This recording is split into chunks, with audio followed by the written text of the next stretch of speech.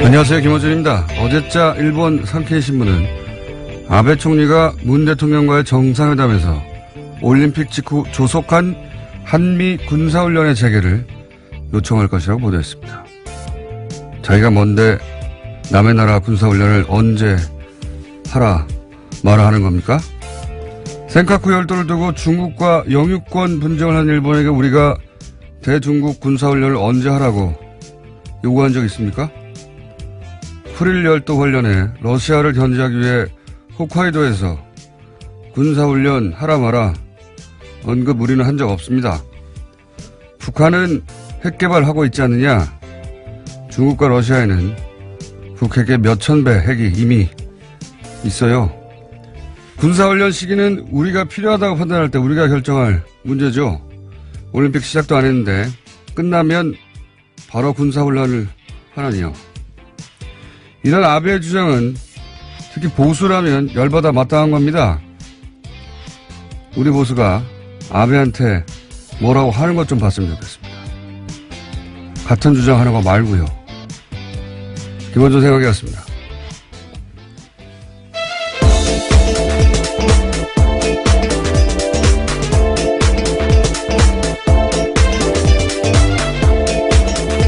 시사인의 김은지입니다.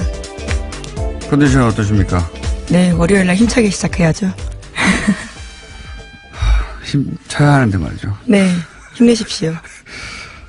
아베가 이 학원 문제로 지지율이 폭락했을 때 북핵으로 탈출했죠. 예, 네, 그때 그런 전력이 있습니다. 지지율 폭락했을 때 이미 미사일 다 지나갔는데 대피경 보내고 아주 장사를 잘했어요. 북핵 장사를. 그래서 이제 북한과 긴장 관계가 자기 정치적 입지에 도움이 된다는 방정식은 여러 차례 입증이 됐는데 그래도 그렇지 자기가 뭐라고 우리나라한테 군사훈련을 빨리 하라 마라 합니까? 관방지게. 예. 자기 나라에서 팔 광을 남의 나라 잔치 와서 파는 거죠, 이게. 그렇게 한다고 하니까 홍군형을 내줘야 되는데 내줄 사람이 없어요, 지금. 대통령만 그럴 수가 없고. 예, 이거 야당에서 뭐라고 해야 되는데 야당은 또 올림픽 관련해서는 일본과 같은 주장을 계속 반복한. 참, 제가 하기로 했습니다. 그래서. 자, 첫 번째 뉴스는요. 네, 현직 검사가 강원랜드 채용 비리를 수사하는 과정에서 외압을 받았다라고 폭로했습니다. MBC와의 인터뷰였었는데요. 당시 춘천지검에서 이를 수사했던 안미영 검사가 자신의 이름과 얼굴을 밝히고 외압을 증언한 겁니다. 야, 서지현 검사에 이어서 검사들이 이렇게 영향을 받았을까요? 어쨌든 매우 검사 세계에서는 매우 당황할 일이지만 예, 국민의 입장에서는 매우 반가운 일입니다. 네, 예. 그렇죠. 지금까지 그러려니 했던 의심이었는데요. 당사자가 이를 폭로한 거거든요. 이게 검찰 내부에서 해결이 안 되니까 예. 그 체계 하에서는 해결이 안 되니까 이렇게 이제 폭로를 하는 거죠. 네, 사건을 인계받은 지 2달 만에 당시 춘천지검장이 사건을 종결하라고 지시했다라고 합니다. 종결하라고. 네, 그리고 네. 구속 불구속 여부도 거기에 대해서 개입을 했다라고 하는 건데요. 현재 재판이 진행되고 있는데 이에 대해서 어떻게 할 바가 없다 보니까 이와 같은 사실들을 폭로했다라는 겁니다. 그러니까요. 이게 이제 결국 당시도 아니죠. 지금 자유한국당 권성동 이게 작년이죠. 작년 2월에 이미 진행되던 사건이에요. 예, 박근혜 대통령 직무 정지 상태에서. 근데 이제, 여기서 김수남 당시 총장을 윗선이 만나고 오더니 이렇게 해라 저렇게 해라 갑자기 바뀌었다는 거잖아요. 예. 네, 그렇습니다. 하지만 당시에 자체 감사를 벌인 결과에 따라서 대규모 채용 비리 있었다라는 것들을 수사 의뢰했는데요. 그 비리의 규모만 봐도 깜짝 놀랍니다. 2012년부터 13년 사이에 500명 넘게 입사자가 있는데 여기서 490명 넘는 사람이 부정청탁 입사자다라는 겁니다. 거기에 거의 절반 이상 관여한 사람이 권선동 당시 법사위원장의 보좌관이 다 했다고 하고 뒤집어 썼죠 아마 제 기억으로는. 예, 염동열 의원의 지금 보좌관이 구속되어 있는 상태고요. 또 권성동 의원 같은 경우에는 인턴과 관련된 인턴을 부정청탁했다는 의혹이 있지만 이에 대해서 지금 부인하고 있습니다. 절반 가까이까지는 아니고요. 절반 가까이 아니었나요? 예. 제 기억으로는 그 국회의원 두 사람이 거의 대부분의 채용 비리에 관여했었고, 그리고 권성동 의원이 밝혀지기로는 전화 통화를 당시 고검장 그리고 최흥집 사장과 엄청나게 했다. 네. 그런데 이제 권성동 당시 법사위원장은 빠졌죠. 기소 내용에서. 그죠? 네, 이번에 기소되지 않았었고요. 관련해서도 이번에 안미영 검사가 증언을 한 겁니다. 또 재판 과정에서도 두 사람의 이름, 그러니까 자유한국당 권성동 의원과 염동열 의원의 이름은 불편해한다는 이유로 빼달라라고 증거 목록에서 요청을 했다라고 합니다. 불편하겠죠. 예, 당사자가 누군지는 정확하게 밝히진 않았는데요. 윗선에서 그러한 압력을 받았다라는 겁니다. 불편해한다. 불편하겠죠. 모든 범인들이 불편합니다. 자기 이름이 거론되는 걸. 불편해하니까 빼줘라. 수사를 다시 해야 되겠네요. 이거 아무래도. 네, 관련해서는 당사자들 모두 의혹을 부인하고 있는 상태이긴 합니다. 권성동 의원을 비롯해서요. 부인하겠죠. 이거 현재 검사가, 당시 수사했던 검사가 직접 이런 외압이 있었다. 오죽했으면 직접 나왔을까요? 예. 이 사안도 다시 들여다볼 사건이 되겠네요. 자, 다음 뉴스는요? 예, 또 어제 서지현 검사가 안태근 성추행 사건 진상조사단에 출석했습니다.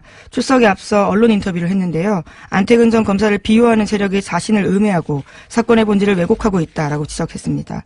그들은 우병우 사단의 핵심으로서 검찰 인사를 좌지우지했던 사람들이다라는 설명도 했는데요. 자신과 관련된 온갖 음해를 퍼뜨리고 있다라는 겁니다.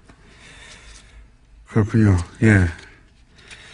사실 이 서지현 검사 사건은 중간에 약간 국면 전환이 되면서 프레임이 좀 바뀐 면이 있었어요. 김재현 변호사의 과거 전력 때문에도 그렇게 됐고, 예, 위안부 화해치유재단. 화해치유재단인가요? 예. 이 성폭행, 성추행 이런 사건들은 철저히 피해자 중심이어야 하는데, 그게 무엇보다 중요한데, 이제 화해치유재단은 피해자 입장은 배제되고, 이제 국가와 일본 정부 사이 합의된, 내용을 실행하는 재단이었죠. 예. 그러다 보니 이 재단 전력 혹은 발언들이 이제 발목을 잡고, 그러면서 또, 서검사와 가해자의 대결 국면이 아니라 서검사와 법무부가 중간에 조치를 잘했나 하면 그런 국면으로 전환되면서 이제 얘기가 많았죠. 근데 다행히 지금 김재현 변호사는 사퇴한 거죠. 예. 예, 사퇴했고요. 또 서지현 검사가 이에 대한 프레임을 명확하게 잡아준 겁니다. 예. 그러니까 이제 가해자, 예. 그렇죠. 예. 가해자의 지금 현재 사과도 없고 인정도 없고 기억이 나지 않는다가 전부 아닙니까? 다시 돌아가야 되는 거죠. 예. 그러고 보니까 안미연 검사도 서지현 검사 다 여성 검사네요. 원래 여성 검사들이 덜 비겁해요. 여성 검사뿐만 아니라 조직 내에서 이런 문제, 조직의 잘못을 덮는 데 남자들이 더 적중입니다, 원래. 네, 또 다른 여자 검사가 또 있습니다. 이문정 검사인데요. 이번에는 조희진 검사장이 이 사건을 맡고 있는데 조사단장에서 사퇴해야 된다라는 주장도 했습니다. 과거에 후배 검사가 당한 검찰 내부의 성폭력 사건이 외부에 알려지지 않도록 막았던 전력이 있기 때문에 믿을 수 없다라는 취지의 이야기를 한 겁니다. 다 여성 검사네요, 그러고 보니까. 최근에 주요한 폭로들은. 자, 여검사님들은 화이팅이고요. 다음 뉴스는요? 네, 장성명 전 이명박 정부의 청와대 공직기관 비서관 또다시 구속영장 기각됐습니다. 그러니까 구속의 위기를 피한 건데요. 장 전 비서관은 이명박 정부 시절에 민간인 사찰, 의혹 폭로를 막는데 관여한 의혹을 받고 있습니다. 첫 번째 구속영장이 기각되자 검찰이 보강해서 재청구를 한 건데요. 이 또한 기각됐습니다. 서울중앙지법 오민석 영장전담 부장판사가 밝힌 이유는 다음과 같습니다. 피의자의 지위와 역할, 수사 진행 경과 등에 비춰 도망 및 증거인멸의 염려가 있다고 보기 어렵다입니다. 맨날 하는 소리고요. 이게 이제 굉장히 이상한 영장 기각이에요. 왜냐하면은 나머지 사람들은 인정을 했거든요. 예, 그 돈 원래 장인이었습니까? 장모였습니까? 예, 장인이었습니다. 관봉의 띠지에 묶여있는 돈이었는데요. 그걸 장인이 줬다라고 주장한 바가 있습니다. 그러니까요. 하는 총재라고 합니까? 하는은? 예. 하는 총재가 장인이었는지. 여하간 그것도 거짓말이었다는 걸 인정했고 다른 사람들은 다 인정했는데 이 뉴스는 좀 해설을 해줘야 돼요. 그냥 기각됐다 이렇게만 자꾸 뉴스가 나오니까 의미가 사실관계만 나열하니까 이게 무슨 의미인지 어떻게 합니까? 얼마나 많은 사람들이 정말 구속되고 기각되고 있는데 이 기각의 의미는 간단합니다. 지금 현재 장성명 전 공직기강비서관은 돈은 전달했는데 위에서 지시를 받았다는 걸 부인하고 있거든요. 네, 그런 상황입니다. 돈 받았다는 것도 처음에 부인했었는데요. 그것도 유충렬 전 행정관과 이야기를 하면서 그 사실만 인정하게 된 겁니다. 그러니까 다른 사람들은 다 인정을 했는데 요 고리가 어떤 고리냐면 여기서 이제 자기한테 지시한 사람이 누가 되냐면 민정수석이 되는 겁니다. 비서관이었으니까. 그리고 민정수석은 그 권대진 전 법무부 장관이에요. 그러면 그 다음은 대통령이에요. 예. 김관진, 임관빈 그 석방되는 것과 같은 맥락입니다. 길목이 차단되는 거죠. 그 위로 올라가는. 예. 근데 어떻게 처음에 인정하지 않다가 나중에 대질신문을 하고 나서 인정한 건데 이게 네, 그건 부인할 수가 없으니까요. 아니 그러니까 이제 이런 상황을 보면서도 증거인멸 염려가 없다고 합니까? 말을 바꾸고 그리고 뭐 카톡에도 말 맞추기 한 정황이 나오고 하는데. 네, 그렇다고 합니다. 해외에 있을 당시에 해외에 있는 사람과요 수차례 연락을 하면서 말을 맞춰달라는 부탁도 했다는 증거를 있다고 합니다. 그러니까 이거는 이제 길목을 차단하는 MB로 가는 길목을 차단하는 또 다른 영장 기각인 거죠. 그렇게 해설을 해줘야 되는 뉴스였습니다. 다음 뉴스는요? 네, 김백준 전 이명박 정부의 청와대 총무기획관이 국정원 특수활동비 4억 원을 받은 혐의로 재판에 넘겨지게 됩니다. 이 돈을 청와대 금고에 보관하다가 쓰는 과정에서 이명박 전 대통령의 지시가 있었다라는 내용이 공소장에 담길 예정입니다. 이게 이제 물론 구속된다고 해서 유죄가 되는 건 아니에요. 근데 김백준 전 기획관이 총무기획관이 구속이 안 됐으면 이렇게 말했겠습니까? 네. 구속이 된 다음에 집중적으로 조사를 받다 보니까 그 사이에 대통령 지시가 있었다는 걸 인정하게 되고 이런 과정을 거치는 건데 지금 길목을 차단하는 겁니다. 그 앞에. 하도 많은 사람 이름이 등장해서 어떤 의미인지 잘 모르시겠지만 이 기각은 주의해서 봐야 되는 기각입니다. 장성명 비서관이 중요한 게 아니라 지시를 받았다. 네, 라는 걸 인정하지 않고 있거든요. 예, 이명박 전 대통령과 관련해서 특수활동비는 두 가지로 지금 수사가 나뉘어 있는데요. 한 가지가 김백준 쪽이고요. 또 한 가지가 장성명 쪽입니다. 그러니까 이 한쪽이 막혀 있다라고 볼 수 있는 거죠. 그래서 지금 비서관에서 막혀 있는 겁니다. 현재. 비서관은 인정하면 민정수석이 나오게 되는 거고요. 수석은 전 법무부 장관인데 당시 수석이었다는 게 중요하죠. 수석 위에는 대통령밖에 없는 거예요, 사실은. 거기로 가는 길목을 또 한 번 막은 부장판사가 영자도 부장판사가 이번에 오민석 부장판사. 예. 아주 많이 막았었죠. 다음은요? 네, 또 검찰이 지난달 12일에 김백준 전 기획관의 자택에서 다스 관련된 문건을 무더기로 압수했다라고 합니다. 관련된 내용들은 모두 USB에 있었다라고 하는데요. 이 USB를 확보했다고 채널A가 보도했습니다. 그렇군요. 그러니까 영포빌딩 지하에서 나온 문건 외에 USB의 파일 형태로 있던 거, 예. 이런 이제 보도할 때 청와대가 개입한 정황을 포착했다 이런 식으로 보도하는데 대통령 지시 없이 민정과 LA 총영사가 그런 일에 나설 수 있습니까? 몰래? 당연히 그리고 민정과 LA 총영사가 사기업 돈을 왜 받아내려고 노력해요? 예. 1조도 아니고 국가를 위한 140억을 다 대통령 거니까 그런 거죠. 이게 이런 정황은 너무 명백한데 오히려 전직 대통령이라서 이렇게 두리뭉실하게 얘기하는 겁니다. 네. 대통령 지시 없이 왜 청와대 라인과 외교 라인이 사기업 돈 그거 받아내라고 몇 년을 고생합니까? 네, 사실 대통령 지시가 없었다면 그런 사실이 있다는 것도 몰랐을 것 같은데요. 자기들은 모르죠. 예. 사기업의 140을 대통령 지시가 너무 명백한데 전직 대통령이라 이런 식으로 두리뭉실하게 보도하는 거죠. 예. 그게 아니면 뭡니까? 예. 당연한 건데. 자, 근데 이제 그게 문건으로 이제 확보되고 있는 거죠. 네, 심지어 김백준 씨의 USB에서도 관련된 내용이 나오고 있다고 합니다. 알겠습니다. 다음 뉴스는요? 네, 최근 검찰이 이명박 전 대통령의 처남인 고 김재정 씨의 부인 권 아무개 씨를 소환 조사했다고 말씀드린 바가 있는데요. 그 조사에서 권 씨가 한 진술이 좀 나왔습니다. 채널A 보도인데요. 다스 관련 재산 상속 문제를 남편 사망 뒤에 이명박 전 대통령과 상의했다라고 검찰 진술했다라고 합니다. 그건 뭐 근데 가족 일이라 그랬다고 그랬겠죠. 네, 그러면서 가족끼리 상의도 못하냐면서 화를 낸 것으로 알려졌다라고 합니다. 그럴 줄 알았어요. 예. 그런 정도 준비는 되어 있겠지만, 이런 태도가 과연 얼마까지 갈지는 모르겠습니다. 네. 저는 바뀔 거라고 봅니다. 오래지 않아.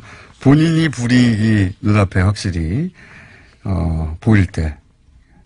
지금은 뭐, 가족과 이전 대통령과 상의했는데, 그건 가족이라서 그랬다. 이 정도 디펜스를 하겠죠. 네, 권 씨의 남편 김재정 씨가 김윤옥 여사의 남동생으로 알려져 있거든요.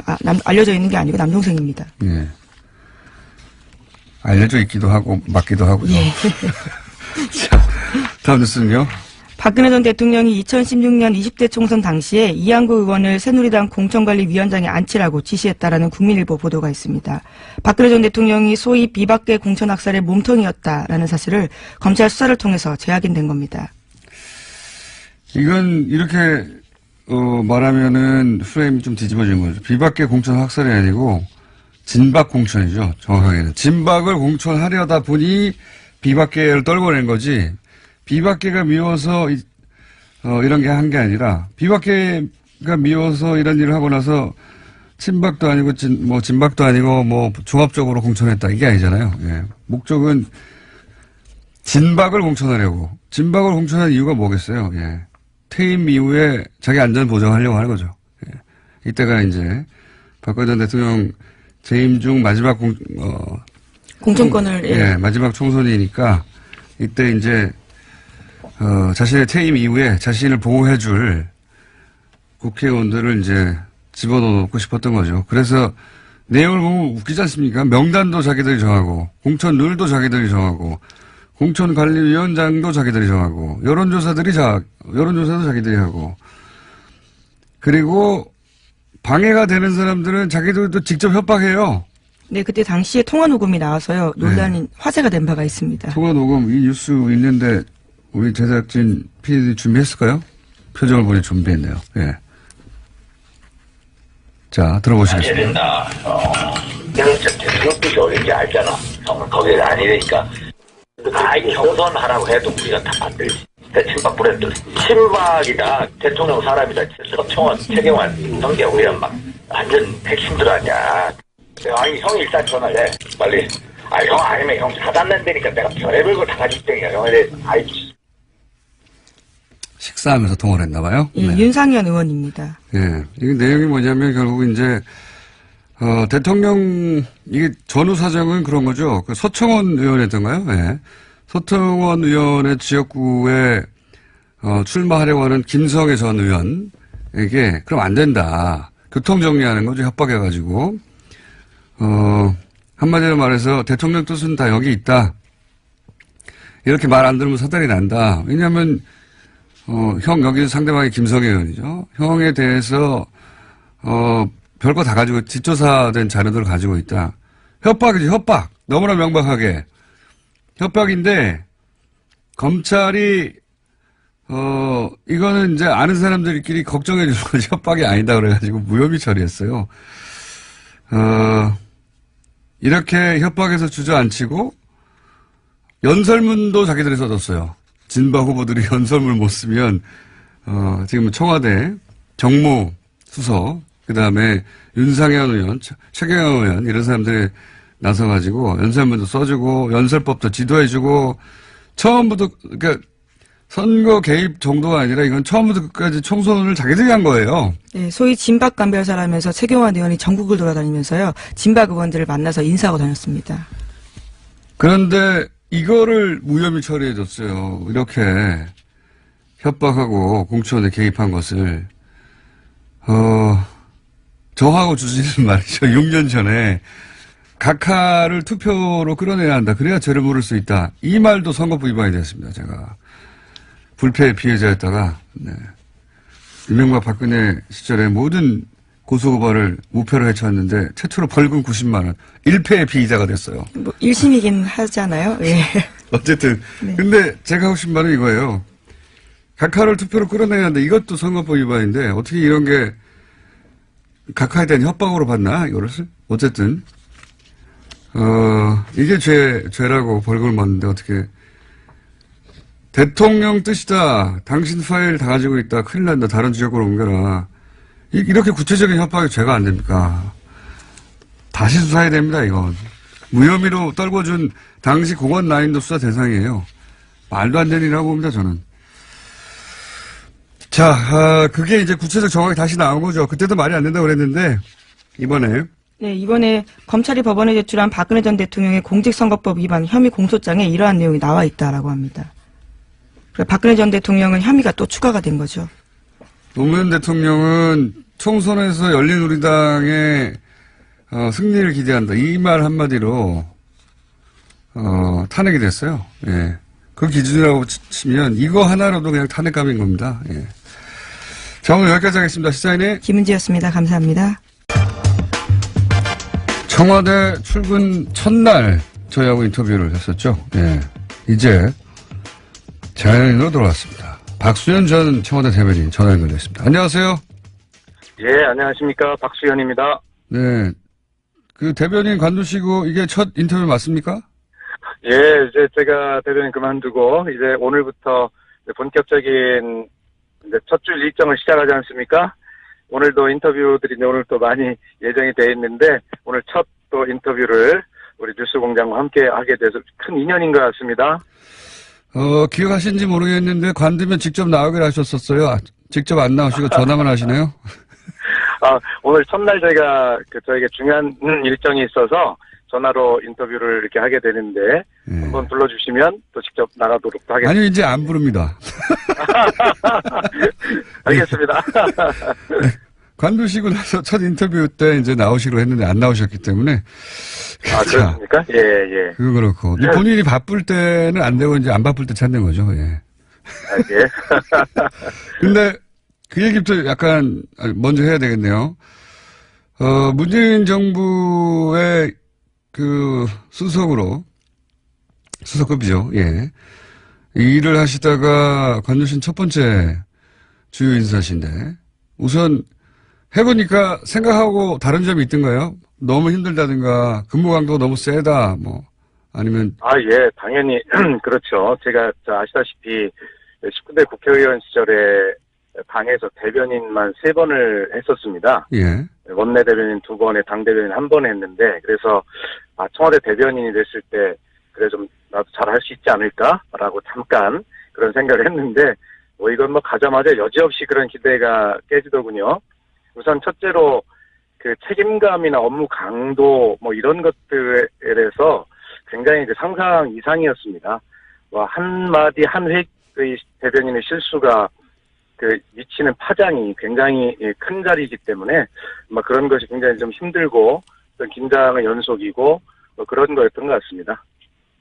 그래요. 근무 강도, 그러니까 그 정도로 말씀하시니까 크게 피부에 와닿지 않습니다. 예를 들어서 구체적인 예를 들어 설명해 주세요. 예를 들면 통상 대변인 생활이 어떠냐 이렇게 많이 물어보시던데 달리 설명할 길이 없어서 그냥 하루 24시간 중에 20시간 근무하신다고 보면 됩니다. 이렇게 말씀을 드렸는데요. 근무하는 시간이 긴 것뿐만이 아니라 늘상 이제 모든 기자분들의 전화를 항상 대기해야 되고 또 저는 잘 아시다시피 대통령께서 출근 첫날 모든 회의에 다 참석해서 회의 분위기까지도 국민에게 다 전해서 대변인의 브리핑에 회의 분위기까지 녹아들게 해서 전달해야 진짜 이게 국민 소통이다 이렇게 말씀하셨기 때문에 모든 회의에 다 참석을 해야 되고 그다음에 우리 김원준님이 아시나 모르겠어요. 제가 이 물집이 많이 잡힌 거 손에. 왜요? 이게 상상을 못 하시겠지만요. 그 모든 회의에 나오는 대통령의 말씀이나 그 발언자들의 참석자들의 발언 이런 것들을 대변인 수첩에 수기로 전부 기록을 해야 됩니다. 왜요? 아니 요즘 녹음기도 있고 그렇지 않습니다. 스마트 기기도 있는데 국정 기록을 위해서 그런 녹음이나 이런 것들을 활용한다 하더라도요. 대변인은 바로 회의가 끝나자마자 브리핑을 해야 되지 않습니까? 아, 그렇군요. 예, 그런데 녹음을 풀고 정리하고 하려면 시간이 많이 걸리기 때문에 그런 첨단 기기들이 다 무용지물입니다.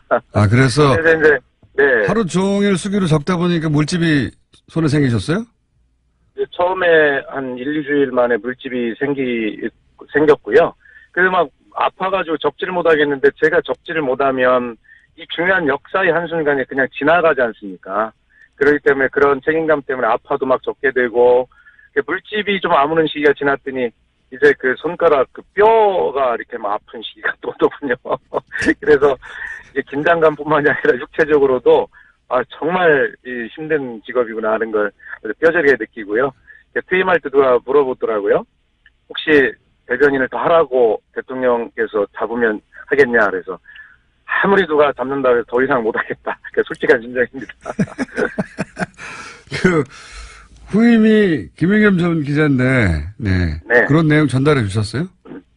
예, 그런 거 이미 언론에도 많이 났었고요. 그다음에 김의겸 대변인에게 이제 그런 굉장히 중요한 일이기 때문에요. 그래서 어떤 그런 긴장감을 가지고 해야 된다라고 전달을 했고, 그다음에 춘추관 출입하는 기자들 되게 뭐 국민들을 대표해서 궁금한 걸 묻고 취재해서 전달하고 이런 역할 아니겠습니까? 그래서 기자들 때로는 막 짜증도 나고 화가 나는 질문도 많이 하겠지만 그런 거를 잘 국민의 목소리라 질문이다 여기고 그렇게 잘 하여튼 대응하기를 그런데 이렇게 그런 것들을 좀 잘 설명을 해주고 나왔습니다. 그런 거 말고요. 물집이라든가 뼈 아픈 거 이런 거에 대한 대응책 그런 게 중요하죠. 예.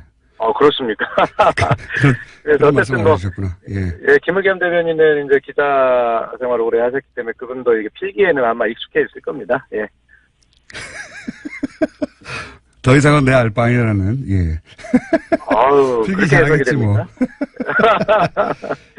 이 일화는 언론에 보도돼서 제가 여쭤보는데, 조국 민정수석이, 겨울 양복을 사라고 금일봉을 주어서 눈물을 흘렸다. 아유, 예. 이게 가정연편에 대한 이야기입니까? 무슨 이야기입니까, 이게? 아이, 설마, 아무리 그래도 그렇지. 제가, 청와대 공직자 재산 공개 마이너스로 꼴찌한 거를 뭐 다 알려져 있는데, 아무리 그래도 그렇지. 요즘에 돈이 없어서 양복을 못 샀겠습니까? 그런데, 이 대변인 생활이요. 실제로 내가 무엇을 입고 있는지, 양복 한 벌 어디 가서 사서 계절 맞춰 입는다는 게 불가능하더라고요. 그래서. 너무 바빠서요? 추위가 왔는데도, 예, 그렇습니다. 그래서, 추위가 왔는데, 그래서 그래도 계속 여름 양복 입고 다니니까, 그런 걸 어떻게 아셨나 봐요. 그래서 불러서 근데 민정수석이 불러서 하면 가슴이 덜컥 하는 거 잘 모르시죠? 네. 그래서 이게 도대체 왜 부르시나 막 두려운 마음으로 갔더니 예 저에게 여름 양복이 웬 말이냐 그러면서 그 금일봉을 주시더라고요. 그러면서 상관이 예 그 아랫사람에게 주는 것은 김영란법에 저촉이 되지 않으니 걱정 말고 받아라 하면서 양복을 사입을 하고 그 금일봉을 주셨는데 그때 아마 저도 워낙 힘들고 막 그런 상황이어서 그랬는지 너무 따뜻하게 느껴져서 저도 모르게 왈칵 눈물이 났는데 조국 수석도 제 손을 붙잡고 같이 울어주더군요. 아니, 박수현 전 대변인이 눈물을 흘리면 이해가 안 돼. 조국 수석은 왜 온다니까. 글쎄 말입니다. 참 이해가 안 됩니다. 돈이 아까워서 그런 거예요? 아니면? 특이한 해석입니다. 결국 주긴 줬는데. 이건 조국 민정수석에게 물어봐야 될 텐데, 이분은 또 인터뷰를 안 하셔가지고, 네. 예. 그 제가 이런 얘기를 좀 하는 걸 아실 텐데, 뭐 굳이 저에게 그런 말 하지 마라 안 하시는 거 보니까 즐기시는 것 같습니다. 자신의 미담을. 돈을 안 받을 줄 알았는데 받아가지고. 아까워서 그랬는데. 예. 자, 아직 충남지사 선거 출마를 공식 선언하지는 않으셨죠? 지금 제가 이 인터뷰를 도로 옆 차 안에서 하고 있는데요. 예. 지금 제가 오늘 충남지사 경선 출마를 선언하기 위해서 가는 길입니다. 충남도청으로. 그렇군요. 거기 가서 네. 출마 선언을 하실 텐데, 출마 선언을 하시고 나면 저희의 야박한 인터뷰를 이제 겪으실 텐데, 아직은 출마 선언 직전이라, 네. 전직 대변인으로서 이제 인터뷰하고 있는 겁니다. 그렇습니다. 오늘은 네. 대변인 생활 정리하는 인터뷰니까 이렇게 그래도 살살 해주시는 걸 느끼고 있습니다. 네. 그 이전에 문재인 대통령 옆에서 직접 이렇게 수행하신 적은 없죠? 이 청와대 대변인 이전에는. 예. 저 19대 국회의원 생활을 같이 했기 때문에요. 네. 대표하실 때 또 제가 뭐 전략홍보본부장이나 뭐 이런 당직을 가지고 옆에서 지켜볼 기회는 있었지만 이 대변인처럼 하루 종일 거의 뭐 저 보좌관처럼 수행하는 대변인식으로 이렇게 모셔본 적은 없습니다. 네. 그렇게 직접 그 곁에서 일해보니까 어떻던가요? 그런데 정말 놀라운 일들이라고 생각하고 이건 제 생각만이 아니라 청와대 수석들, 참모들끼리 이렇게 모여서 이야기할 때 일관되게 일치하는 부분이 하나 있습니다. 이분이 우리가 생각하던 그 문재인 예를 들어서 대표 맞아? 뭐 이런 이야기를 가끔 저희들끼리 하기도 하고요. 어떤 의미입니까? 그러면서 내리는 결론은 문재인 대통령은 실용적 지도자다 이런 결론에 아무 이견이 없습니다. 네, 그러면서 문재인 대통령을 그냥 선한 리더십을 가진 분 이렇게 되게 생각을 하고 저도 그렇게 생각을 했는데요. 선한 리더십이 있는 건 맞습니다. 그 선한 리더십은 참모들뿐만 아니라 모든 사람들이 이야기를 처음부터 끝까지 다 경청해주는 그런 그 습관, 태도 이런 것들은 뭐 여전하시더라고요. 그런데 이 국정의 중요한 의제들을 빨리 결단을 내리고 결론을 내려 이런 부분들이 있지 않습니까? 네. 그런 부분들에 대해서 경청하되 결단이 빠르다라고 하는 것을 놀랍게 좀 8개월 동안 일관되게 지켜보고요. 그러면서 굉장히 그 국익에 도움이 되는 결정 이런 것들은 주저없이 본인의 평소에 가지고 있던 뭐 진보 개혁적 철학이나 가치 이런 것들보다 그런 것들이 훨씬 우선하는 결정을 내리는 것을 여러 번 보았고 그런 결단도 빠르게 하는 것을 보았습니다. 예. 그게 이제 곁에서 본 사람들이 가장 공통적으로 하던 놀라운 점입니다. 결단이 빠르다. 예. 예, 그렇습니다. 이견이 없습니다. 그에 대해서. 예. 결단이 빠르다. 한 가지 예를 한번 예를 간단히 들어주세요. 들어보면요. 예, 지난번에 뭐 사드 배치 문제 가지고 깜짝들 놀라셨을 겁니다. 예, 그런데 그때 잔여기 4기, 뭐 발사대 4기를 바로 배치를 하는 것을 그때 북한의 핵과 미사일 도발로 인해서 한밤중에 NSC가 열린 적이 있는데 거기에서 대통령이 사드 잔여기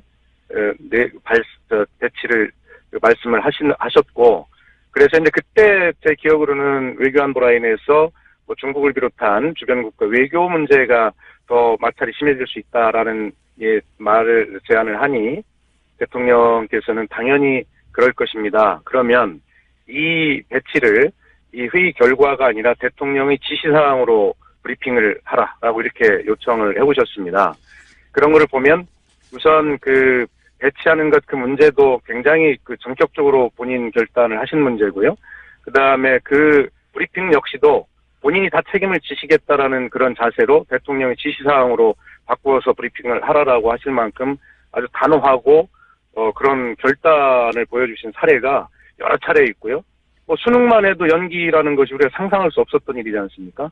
그런 것들을 현지에 급한 그 김부겸 장관의 현지 상황 파악 보고를 받고 그 엄청난 일을 바로 결단을 내리는 이런 모습을 보면서 하여튼 실용적 그리고 결단 뭐 이런 표현을 그런 지도자 리더십을 가졌다라고 하기에 참모들이 전혀 이견이 없다는 말씀을 드릴 수 있습니다. 아니 그 자리는 거론하고 있는 자리니까요. 대통령이 사실은. 예, 때로는 그런 결단을 할 때는 과감하게 해야 될 필요성이 있다. 그런 것을 참 많이 느꼈습니다. 예. 그렇군요. 그래서 그 대변인 관두는 걸 과감하게 하셨군요. 예, 그렇습니다. 이 충남도지사 출마는 워낙 생각하셨던 바입니까? 아니면은 대변인이 예, 너무 힘들어가지고 핑계로 나오신 거예요?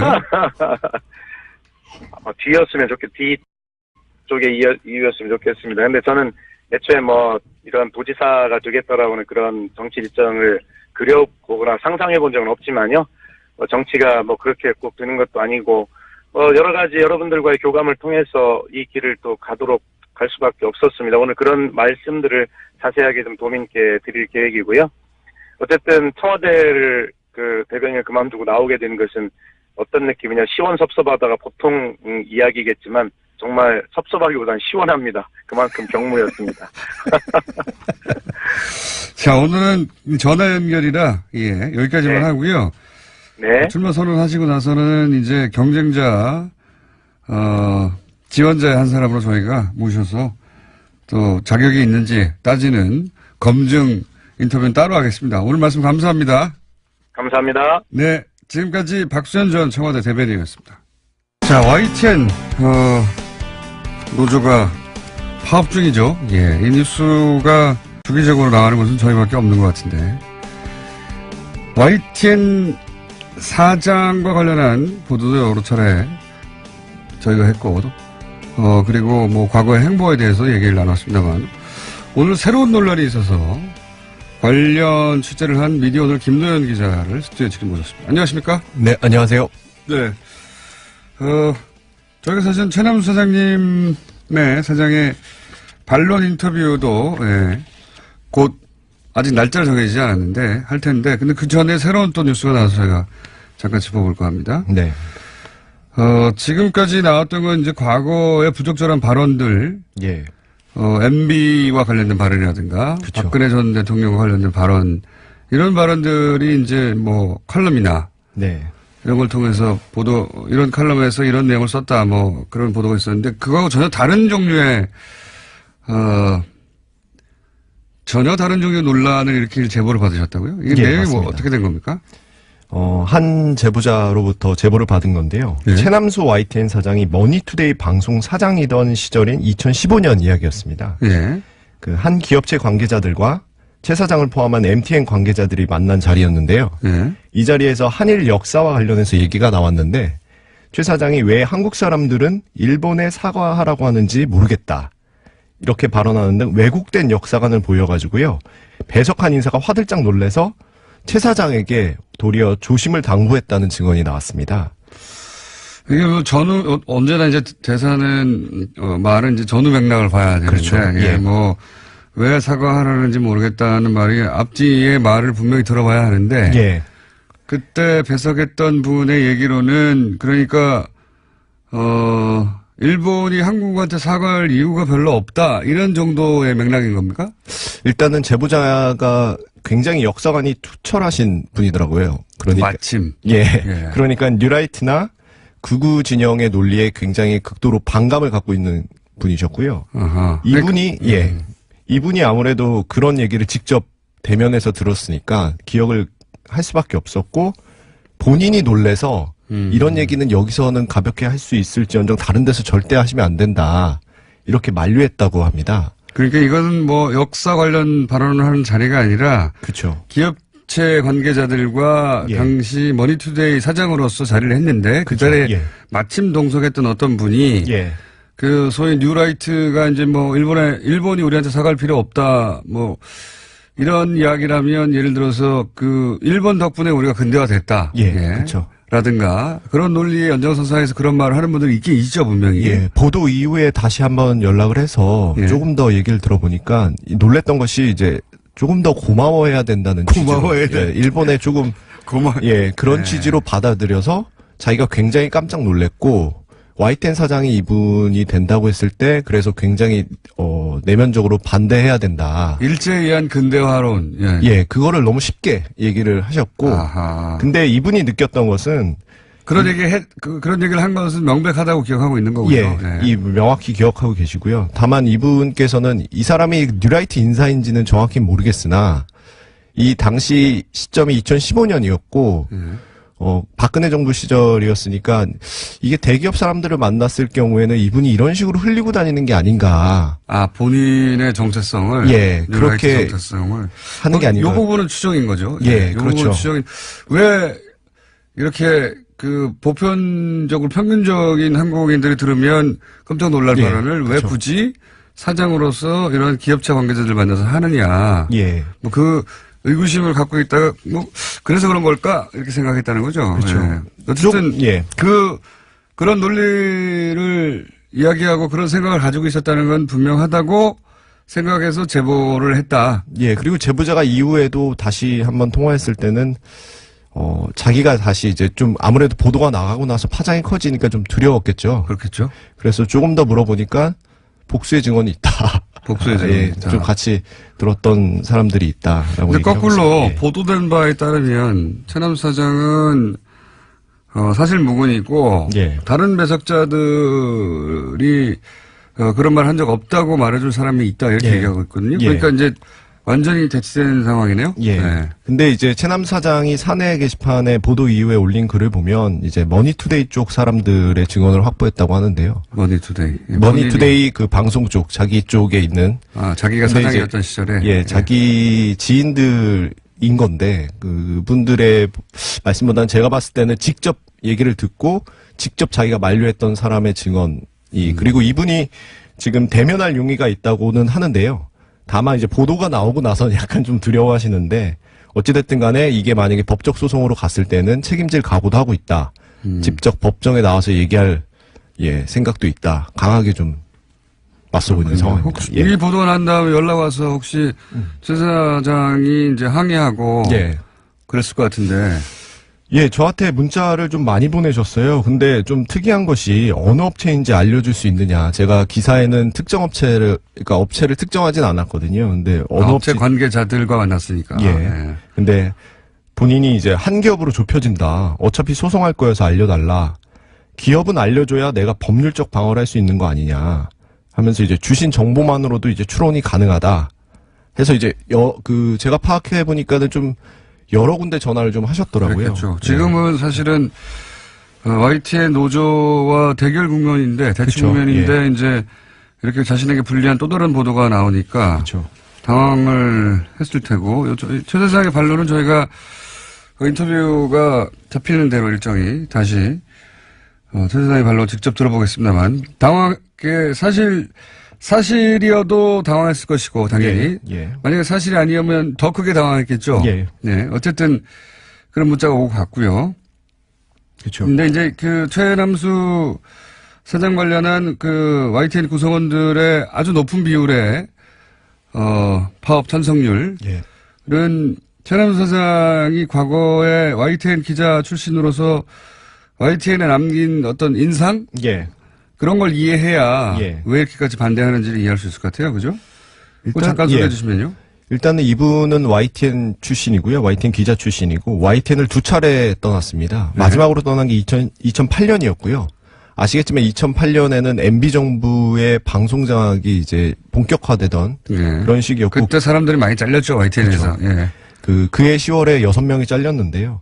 그때 이제 현덕수 노조위원장이 나가지 말아달라 이렇게 만류를 했는데 결국엔 퇴사를 하셨었고 그리고 이분이 그 시기에 그리고 2009년이나 이런 때 썼던 뉴스공장에서 말씀하셨지만 MB 관련한 칼럼들이 YTN 노조 조합원들의 MB 칭송 칼럼이죠. 그래서 그 칼럼에 대한 조합원들의 반발이 지금 매우 큰 상황이고요. 그때 이제 뭐더라 청계재단에 대해서 재산언납 따뜻한 자본들이라고 했던 따뜻한 부인할 수 없는 위대한 부자의 아름다운 손에 좀 민망한데요.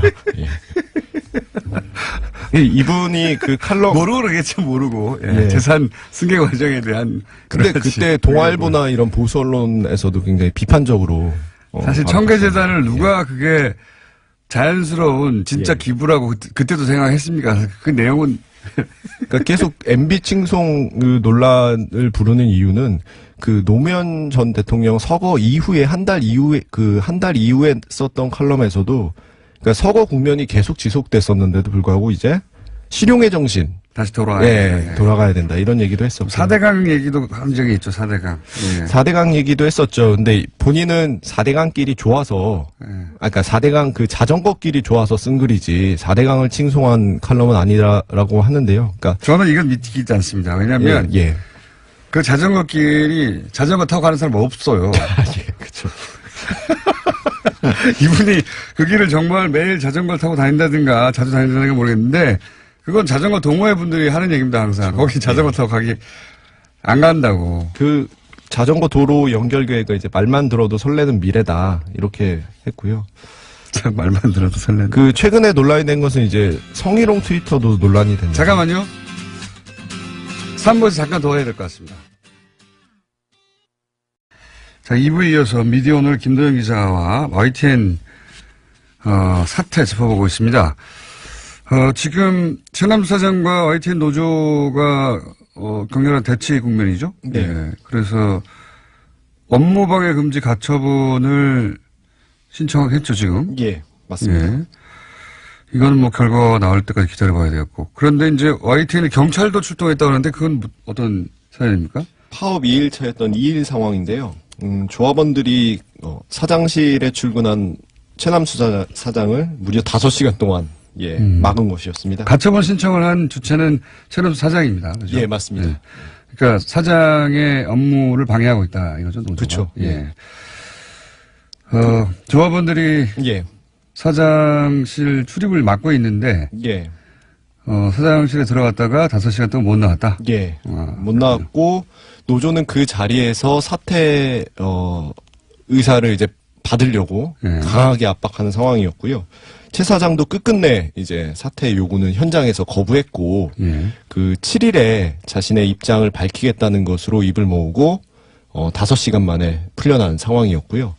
이게 지금 현재 사측에서는 집단 린치다라고 예. 강하게 어필하고 있는 상황이고 노조는 이제 사측의 일방적인 규정에 대해서 반발하고 있는 상황입니다. 이후에 경찰도 출동했었고요. 예. 노조에서는 이제 사장이 합의를 했다가 나중에 파기하지 않았느냐. 그렇죠. 그 문제에 그렇고. 대한 책임을 왜 얘기하지 않은 채 우리의 이제 그 행위에 대해서만 지금 비판하고 있느냐 이렇게 강하게 지금 현재 대처하고 있는 상황입니다. 지금 이 국면이 해결되려면은 한 사람이 사퇴하거나 노조가, 그러니까 사장이 사퇴하거나 노조가 그렇죠. 물러나거나 해야 되는데. 지금은 그거밖에 없는 것 같습니다. 근데 그럴 일은 없을 것 같고, 지금 대충 예. 봐서는. 그러면 이사회가 있지 않습니까? 그렇죠. 3월 주총이 열리는데요. 이 자리가 굉장히 중요할 거라고 보여지고요. 이 사회가 최남수 사장과 노조의 현 상황에 대해서 어떻게 정리할 것인지 사회적인 여론과 그리고 노조의 그 반발 그리고 최남수 사장의 입장이 굉장히 중요할 것 같습니다.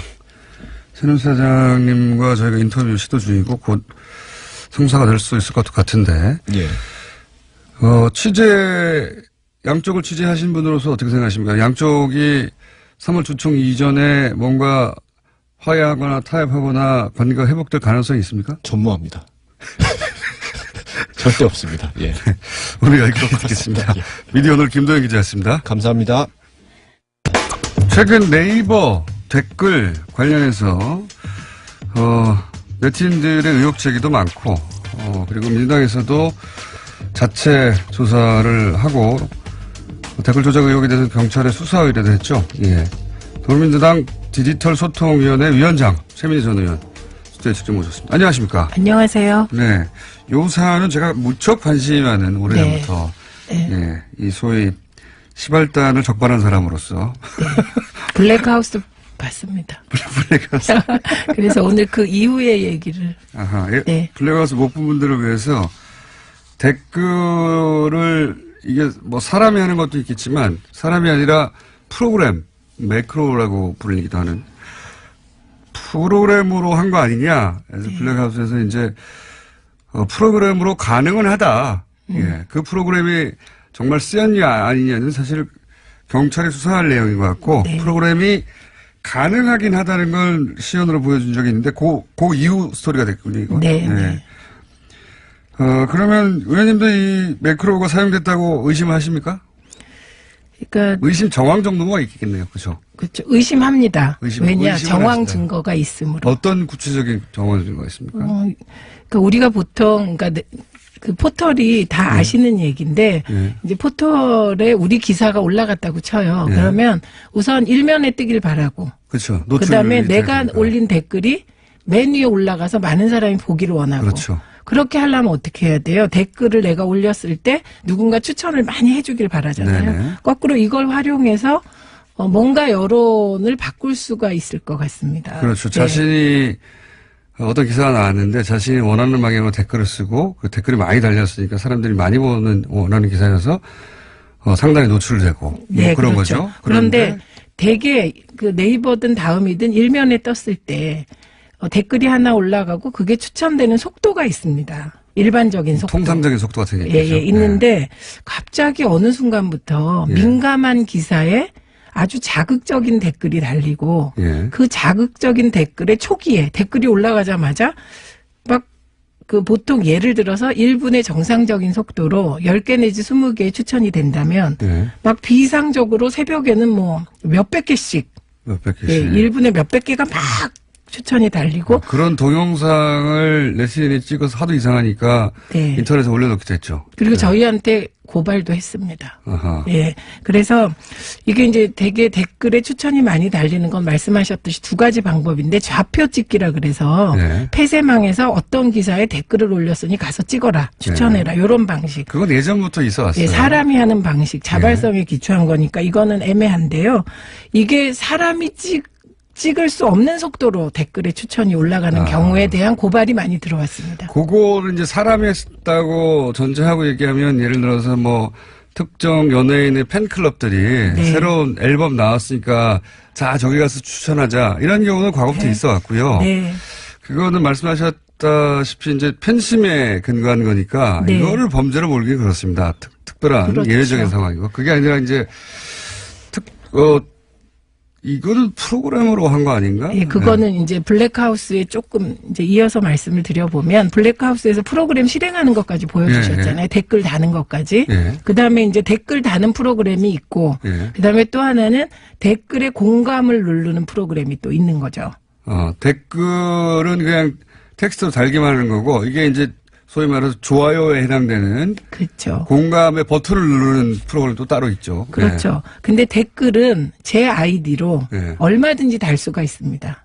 그럼요. 예, 그런데 추천은 한 번밖에 못 해요. 그렇죠. 1아이디당 한 번. 예. 그러면 제가 네이버에 3개의 아이디를 가지고 있을 수 있잖아요. 예. 그러니까 3번까지 추천할 수 있는 거죠. 예. 그런데 그때 블랙하우스에서는 그 프로그램이 실행될 수 있다를 보여주신 거잖아요. 근데 그 전 단계를 얘기해 보면 예. 그 프로그램은 아마 아이디를 제가 이렇게 보니까 몇십 개 수준으로 돌린 것 같더라고요. 예. 있는 아이들을 가지고. 그렇죠. 예. 그런데 아이디 확보를 하지 않으면 매크로를 돌릴 수 없다. 이렇게 그렇죠. 되는 겁니다. 당연히. 한 사람은 3개밖에 아이디가 없으니까 네. 만약에 한 사람이 프로그램을 매크로를 사용하면 겨우 3개 찍고 끝나는 거죠. 그렇죠. 예. 그런 그런데 의미가 없죠.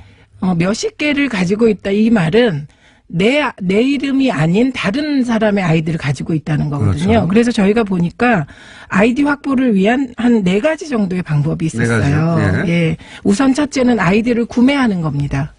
돈 주고 산다. 예, 그래서 보니까 그럴 수도 있어요? 1,000원 내지 3,000원 정도의 아이디가 이게 매매되고 있었습니다. 이건 불법입니다. 본인이 1,000원에서 3,000원 정도에 파는 건가요? 아니면 그걸 불법적으로 해킹해가지고 파는 건가요? 그러니까 그게 이제 그 다음에 해킹은 나오는 거예요. 우선 네. 구매 사이트가 있습니다. 실제 구매 사이트가 네, 있다. 네. 그래서 그 구매 사이트는 저희가 이미 지난번에 1월 31일 날 고발했습니다.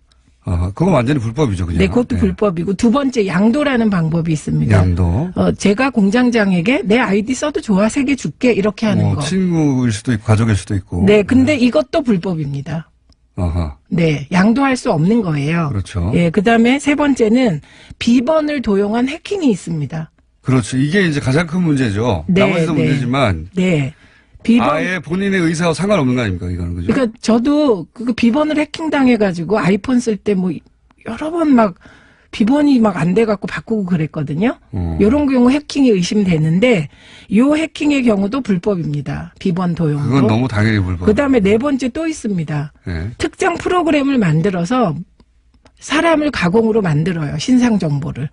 그렇게 해서 아이디를 부여받습니다. 그러니까 아예 네이버에 가입을 할 때부터. 그러니까 네, 가공의 신상 정보. 지금까지는 정말로 실제로 있는 사람들을 빌리거나 뭐 해킹해서 따거나 이런 건데 그게 아니라 아예 있지도 않은. 네. 그게 가능해요?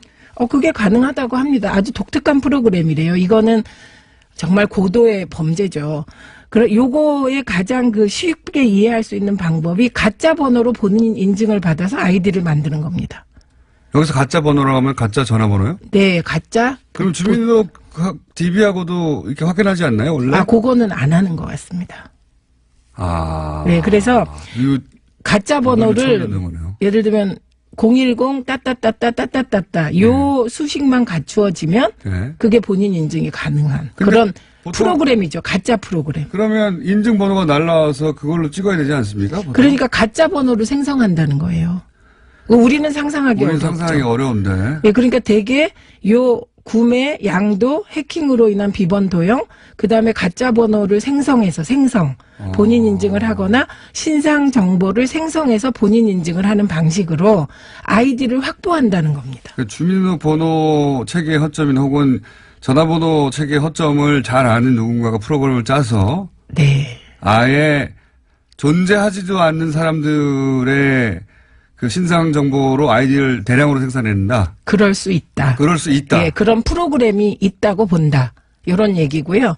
야. 그다음에 이제 공장장이 지금 말씀하신 것 중에 핵심이 나왔는데요. 네. 그런 그 허점을 알 수 있는 사람이 누구겠냐입니다. 저희의 의심은. 훌륭한 사람이죠. 훌륭한 프로그래머. 근데 그러려면 네이버가 이런 소위 이제 신상 정보를 체크하거나 하는 시스템도 알아야 되죠. 네이버가. 그렇죠. 예. 예, 그러니까 고도의 전문가입니다. 그냥 전문가도 아니고. 네. 그리고 아까 이제 그 댓글 다는 프로그램은 비교적 간단하게 실행이 그렇죠. 되는데 맞습니다. 댓글에 추천을 다는 건 만드는 것도 어렵고 그 프로그램을 네. 그리고 그것을 실행하는 것도 그렇게 간단치가 않겠죠. 예. 추천은. 예. 왜냐하면 댓글은 그냥 1아이디로 무수히 달 수 있기 때문에 내 아이디가 노출되는 게 문제지. 예. 그거는 이전부터 있었어요. 그러니까 복잡한 거잖아요. 네. 그러니까 저희의 의심이 이렇게 이어진 겁니다. 수많은 고소 고발을 우리가 신고센터로 받고 예. 뿐만 아니라 개인적으로 욕을 엄청 먹으면서 고발 많이 받았거든요. 예. 예. 그렇게 받고 나서 또 하나 욕을 더 먹은 이유는 뭐 하고 있냐?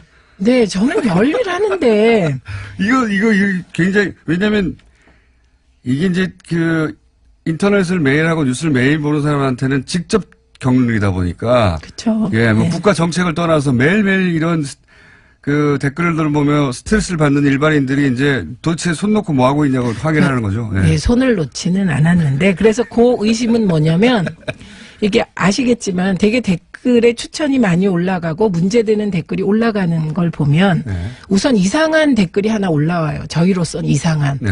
그럼 거기에 초기에 막 추천이 올라가서 맞습니다. 상위에 올라가요. 첫 번째 상위에 올리고 나면 두 번째 상위에 노출된 상태를 유지해야 되잖아요. 그렇죠. 그러니까 제 의심은 이거 개인적인 의심입니다. 처음에 초기에 댓글이 올라가고 막 찍는 건 좌표 찍기 같아요. 좋아요를 찍는 건. 그 다음에 그거를 유지하는 건 기계적 조작이 아니겠느냐라고. 사람 플러스 프로그램이 하는 것이다. 그렇죠. 저는 그것들로. 그렇게 제가 의심을 갖고 있습니다. 오랫동안 쳐다보다 보니 그런. 네. 그러고 그런데 이제 그 앞에 이상한 댓글을 하나 올리고 나서 사람이 막 추천하는 느낌이 드는 그 과정이 네. 조직적인 냄새가 난다. 유주인 냄새가 난다. 네, 그리고 그 방식이 저희들로서는 이건 과거의 국정원 댓글 사건과 유사한 방식이다. 그건 저도 공감합니다. 예. 네. 이게 이제 쭉 정리해서 말씀드리면 특히 새벽 시간에 뭐 학생들이 학교 가거나 혹은 직장인들이 출근하기 직전 시간대죠, 보통. 네. 그런 시간대에 갑자기 특정 기사에 이 말씀하신 댓글이 달리고 좋아요, 나빠요가 급증하는 시간대가 있습니다. 네. 그 시간대에 엄청난 속도로 올라가죠. 그리고 나서 이제 그런 기사가 노출이 되면 여론이 이렇구나. 네. 사람들이 생각하게 만들죠. 그게 근데 한 발 더 들어가서 이런 의심을 하지 않으면 그냥 여론이 이런가 보다 하고 넘어갈 수도 있거든요. 네, 근데 제가 이 자리를 빌어서 감사드리는 거는 정말 깨어있는 시민들이 많으세요. 그리고 그 깨어있는 시민들이 심지어 부지런하세요. 그래서 어떤 때는 저는 이제 새벽. 답답해서 그래요, 답답해서. 맞아요. 근데 그렇게 표현하는 거죠. 근데 저는 한 1시까지 하다가 이 눈알이 눈동자가 아파가지고 자고 일어나서 한 6시에 다시 보면 네. 때로 바뀌어 있는 경우도 있는데. 이런 일을 하는 사람들이 믿는 게 뭐냐면 사람인지 세력인지 집단인지 모르겠지만 믿는 게 뭐냐면 말씀하셨다시피 어떻게 24시간 이걸 쳐다보고 있겠냐. 그러니까요. 그걸 믿는 거거든요. 근데 기계는 24시간 깨어 있을 수 있다. 그렇죠. 그리고 그런 혹은 거고요. 사람도 그 시간대만 깨어서 그 작업을 하면 되는 거니까. 그렇죠. 근데 저희가 이제 또 하나의 아까 혹시 조직적으로 기계적 조작을 하지 않냐 이런 의심을 한다고 했잖아요. 네. 그런데 저희가 오늘 또 10시에 그 댓글 문제되는 댓글 뭐 조작 관련하여 뭐 댓글은 100여 건 또 요 시스템에 대해서 이런 고발한- 식으로 만들어진 댓글 중에 정말 이건 문제다. 잠깐 하나만 더 얘기해. 하나만 더요? 예. 네. 왜냐하면 특정 정치인, 보수 정치인 지지 사이트를 저희가 쭉 들어가서 이렇게 봤더니 매크로 활용법을 거기서 나누고 네. 그리고 정치적으로 매크로 활용하는 법들을 아주 깊이 있게 의논을 소수가 하고 있는 정황이 있어서 자기들끼리 그것까지 모여서. 네, 그것까지 저희가 오늘은 경찰에 고발합니다. 모의니까요, 모의. 네. 특정 정치인이 만들리는, 특정 정치인 개인이 할 수 있는 규모는 아닌 것 같아요. 아닌 것 같은데. 그렇죠. 예. 그런데 어쨌든 특정 정치인 지지 집단들이 이 매크로를 어떻게 쓰는지에 대해서 의논하는 정황을 봤다. 확인했다. 네, 그거는 매크로는 사실 범죄거든요. 이게 그 업무방해, 위계에 의한 업무방해예요. 왜냐하면 자유로운 여론 형성을 위하여, 이게 다양한 여론 형성을 위하여 정상적으로 추천된 댓글이 위로 올라가고 예. 댓글 많은 뉴스가 또 상위에 노출되는 요것이 네이버의 중요한 임무 중에 하나예요. 예. 여론의 흐름을 보여주는. 예. 근데 그 여론을 왜곡하는 거기 때문에 저희는 이거를 형법상 위계에 의한 업무 방해다. 그래서 이건 명백히 범죄인데 그런 범죄 행위를 모의하는 거잖아요. 그렇죠. 네이버 입장에서는 이 경우에는 피해자가 된 거죠. 업무방해를 당한. 피해자인데 저는 네이버에 대해서도 아주 섭섭한 의심이 있습니다. 예. 의심. 왜냐면요. 수많은 깨시민들이 예. 이 댓글 조작 정황을 발견하기 전에 예. 제일 먼저 그 정황을 알 수 있는 곳이 네이버입니다. 그건 당연합니다. 그동안 오히려 네이버가 뭐 했냐 이런 생각이 갈수록 더 많이 듭니다. 그러니까 그러니까 그 결과로는 피해자인데 사실은 그 과정에서 충분히 인지하고 조치를 취할 수 있었는데 네.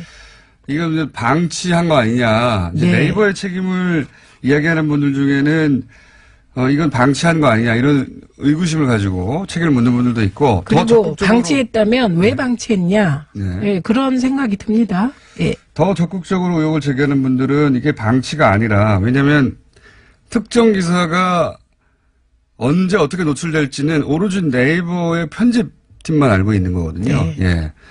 근데 이제 이런 그 매크로나 혹은 뭐 누군가 집단이 작업을 하는 걸로 의심되는 글들은 보면 어떻게 알았는지 재빨리도 달려와요. 그러게요. 그래서 그런 정보를 어떻게 알았느냐라고 하며 의심을 하는 분들도 있습니다. 그리고 또 하나는 그 네이버가요. 이게 문제 제기가 많이 되니까 요 관련된 의심들을 고발을 했습니다. 경찰에. 근데 그렇습니다. 어느 경찰서에 고발했냐? 분당 경찰서에 했습니다. 아, 본인들이 있는 곳에. 네, 소재지에 했는데 근데 이거는 분당 경찰서 차원에서 할 수 있는 일이 아니기 때문에 사이버 수사에 특화된 곳이 있지 않습니까? 네, 그래서 저희는 서울경찰청에 고발을 합니다. 그렇군요. 네. 어쨌든 네이버도 본인들이 이런 피해를 입고 있다고, 예, 업무방해로, 수사를 의뢰한 상태고, 분당경찰서에. 본인도 억울한 점들이 있을 수 있지 않습니까? 그러니까 이제, 이렇게 의뢰를 했지만, 분당경찰서가 아니라 이게, 말씀하신 대로, 사이버 수사대가 가장 잘 돼 있는 곳이, 예, 서울이니까 이쪽에. 네, 서울이고 최소한 경기도 경찰서에 하는 게 맞죠. 예. 네, 도경 차원에. 예. 자, 아이디 사고 판 것까지는 제가 알고 있었는데. 네. 그 네 가지. 아예 가짜 주민번호와 가짜 전화번호를 만들어서 아예 가상의 인물로 아이디를 만드는 건 제가 처음 알았어요. 그러니까 그런 의심 프로그램이 있는 것 같다. 그래서 저희가 다 고발을 합니다. 네. 그리고 이제 그 국정원 패턴이라고 말씀하신 이유가 국정원이 2012년에 했을 때 그때 검찰 수사를 보면 그때 이미 매크로 얘기가 나옵니다. 네. 예, 그때도 사람만 한 걸로 우리가 지금 기억하고 있는데 사람 플러스 프로그램을 사용했어요. 그때도. 네. 그리고 이미 다 알려진 그 알고리즘 변경 건도 네. 지금의 1대1 공감, 비공감 1대1인 건 요게 국정원 댓글이 횡행하던 그때의 알고리즘이거든요. 그렇죠. 예. 중간에 한번 바꿨다 다시 돌아온 거거든요. 이게. 예, 그 후에 1대3으로 바뀌었는데 1대3이 그게 여론을 정확히 반영하는 거죠. 이건 전문가들의 의견이고요. 네. 근데 다시 1대1로 바뀌면서 이런 정황들이 나타나다 보니 저희로서는 맞습니다. 예, 의심하지 않을 수 없습니다. 왜, 뭐, 어쨌든, 네이버가 오라는 점도 있고, 네이버가 해명해야 되는 점도 있고, 그리고, 이게 이제, 사람만, 저기 이제, 옵션 알기라고 제가 한, 두세 달 전에 제기했던 게 이런 이야기거든요, 결국. 여기에 뭔가 그렇죠. 그건 좀 조작을 하다가 잘못해갖고 옵션 열기 붙은 거죠. 그렇죠. 옵션 열기가 이제 아이디까지 쭉 복사하다가 나오지 말아야 할 게 나와버린 거죠. 예, 그 네이버의 버그 때문에 잡힌 네. 정황인데 이렇게 이제 이런저런 조사를 하다가 실제 이런 형식을 통해서 달린 댓글 자체도 고발하게 됐다면서요? 무슨 문제가 있는 댓글이 나왔습니까? 두 가지입니다. 하나는 순전히 정파적인 입장에서 뭐 말도 안 되는 탄핵은 공감, 뭐 하야는 비공감 이런 식의 댓글이 상위에 노출됩니다. 예. 그건 뭐 저는 장난으로 여길 수도 있다고 치는데. 그게 매크로 의심이 없으면 장난이지만 매크로 의심까지 있으면 장난이라고 보기가 좀 그렇죠. 어려웠고요. 그렇죠. 그다음에 나머지는 제가 소개하기가 힘든 내용인데요. 예를 들면 지목된 이름을 빼고 얘기하자면 고정 간첩 치매 걸린 따따따 사살하자. 따따따 사살하자. 그리고 네. 그다음에 따따따 현 따따에게 뭐 이를테면 성접대를 받았다. 뭐 이런. 그다음에 세 번째. 화재 많이 났잖아요. 그 화재에 따따따 포착됐다. 방화범 의심. 여기가 다 동일 인물입니까? 네. 그다음 따따따 문재인 대통령 아니에요? 전 말할 수 없습니다. 그다음에 김정일 따따따 정말 모욕적인 성적인 글이 들어가고 추따따 뭐 이런. 추미애 대표군요. 네. 그다음에 양아치 따따따 이런 얘기하면 혹시 이거 심의 걸리지 않을까? 그래도 할까요? 어쨌든 이런 극악한 게 있다는 거. 이런 댓글들이 이제 야, 아니 이거 말할 수가 없습니다. 식칼로 어떻게 해서 뭐 이런 거. 그다음에 뭐 산채로 껍질을 벗기고 능지처참 뭐 이런 정말 저희가 의견 제시 댓글은 그걸 고발하겠습니까? 근데 이건 입에 담을 수 없는 게다가 네이버는 청소년들한테도 다 노출돼 있는데 이런 걸 왜 안 지우죠? 근데 저희가 발견한 것 중에 하나는 네이버 따따따는 지우고 문재인 따따따는 안 지운 것도 있어요. 문재인 대통령이 대통령이니까 누구나 비판할 수 있죠. 근데 이 따따따가 다 이제 문재인 대통령이에요. 근데 이제 뭐 염산 샤워, 뭐 껍질을 벗겨. 염산 사원은 가족이죠. 이게 대단하네요. 그러니까 이 정도라 이게 무슨 정파적인 의견을 가지고 그런 거 아니라 정말 뻘소리 좀 안 들었으면 좋겠습니다. 이거 저희 고발에 대해서. 거꾸로 고발을 당하기를 원한 거 아닌가요? 고발을 당한 다음에 야 문재인 정부도 시민들의 자유로운 의사 표현을 이렇게 탄압한다라고 하려고 하는 거 아닙니까? 이건 너무 정도가 심한데요. 산채로 껍질을 벗겨라 뭐. 그리고 식칼로 썰어서 이게 정말 그것도 뒤끝 읽을 수가 없네요. 네. NECK를 썰자는 거잖아요. NECK. 그러니까 오죽하면 그 댓글을 고발했을까? 이거하고 허위사실은 뭐 말할 필요도 없잖아요. 예. 그렇군요. 이런 프로그램 의심 혹은 뭐 세력의 의심 되는 자들에 의해서 이런 댓글들이 많이 올라가고 그게 노출이 되고 네이버도 삭제하지 않고 이건 그냥 비판했다 욕을 했다하고는 전혀 다른 차원의 얘기네요. 예. 그렇죠. 그래서 그 공장장께 우리가 이제 자꾸 정파적으로 저희의 이제 가짜뉴스나 댓글 고발을 몰고 가는 흐름이 있는데요. 그렇죠. 아무래도. 예. 예. 뭐 저는 표현의 자유가 아주 중요하다고 생각합니다. 네. 근데 악성 댓글은 표현의 자유가 아니다. 헌법으로 보호할 가치가 없다고 생각하는데 제가 이 얘기를 일찍이 하신 분이 계세요. 누가요? 홍준표 대표님이요.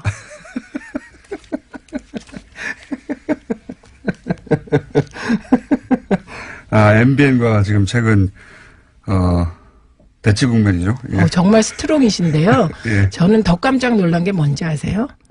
저는 제가 좀 이게 피해의식도 있어서 그런데 추미애 대표가 저렇게 했으면 언론들이 막 난리가 났을 텐데 난리 났겠죠. 왜 언론들은 홍스트롱 대표 앞에서는 그렇게 작아질까? 이런 게 더 저한테는 포인트입니다. 그거는 그것대로 또 하나의 뉴스거리긴 한데 저의 관심사는 이겁니다. 댓글 조작, 이게 사람의 여론에 영향을 미치려고 하는 범죄잖아요. 네. 그러니까 존재하지 않는 여론을 가지고 가짜로 가공을 해낸 다음에 이렇게 퍼뜨리는 것도 문제고 또 그걸 방치했다면 그것도 큰 문제고요. 그렇죠. 예. 저는 어떤 의미에선 방치가 더 큰 문제일 수 있다고 생각하고요. 예. 이런 그 인터넷 여론 조작의 경우 각 기계까지 동원해서 하면 제 머릿속을 기계가 헤집고 들어오는 느낌이 듭니다. 이게 그게 무슨 사람들이 믿겠냐 하는데 이런 걸로 도배돼 있으면 아 정말로 이렇게 여론이 나쁜가 내가 잘 네. 모르는 건가 생각하게 만들고요. 그게 실제 지지율도 연결이 돼요. 때로는. 그럼요. 친구 따라 강남 가는 게 사람이거든요. 왜냐하면 주변에서 다 뭐 욕하면 아 그 나만 잘못 알고 있나 이렇게 생각할 수 있어요. 네. 물론 이거를 개인들이 찍고 막 손으로 적어서 기록하고 답답하니까 막 이 민주당에다가 이거 뭐 하고 있냐고 화내고 네. 그런 개인들도 엄청나게 많지만 뭐 일상 중에 정치에 대해서 그렇게 크게 관심 없고 포털에서 뉴스 읽다가 밑에 댓글 보고 아 여론 동향이 이렇구나 파악하시는 분들도 꽤 많거든요. 네. 그런 사람들에게 영향을 미치는 거죠. 근데 네. 그게 이제 이렇게 누군가의 조직적인 조작으로 만들어지는 건 범죄죠. 그렇다면. 네. 그렇다면 이제 그걸 한번 찾아보려고 하는 것이고요. 네. 그 저희가 얘기하는 동안 이런 문자가 왔네요. 해외 거주민의 경우에는 주민번호가 없으니까 휴대폰 번호를 통해서 문자 인증만 받으면 아이디를 만드는 게 가능하대요. 그러니까 아까 제가 얘기한 그런 방법으로 사용한 게 아닐까. 가짜 번호 예. 인증. 네. 아, 이건 있습니다. 해외에 그러니까 가상 휴대폰 번호를 발급하는 프로그램이 있어요. 그런 게 악용될 수도 있습니다. 그러니까요. 그런 방법을 그 두 가지를 섞어서 썼을 수도 있겠네요. 해외에 누군가라고 신청을 하면서 해외 가상 휴대번호를 만들어서 매크로 프로그램도 또 거래가 되는 사이트가 있다네요. 이거 아는 분들이 많네요. 이 관련해가지고. 네, 그래서 집단 지성이라는 게 진짜 대단한 것 같아요. 매크로를 만들기도 하지만 아예 거래하는 매크로 자체도 거래 사이트가 있다.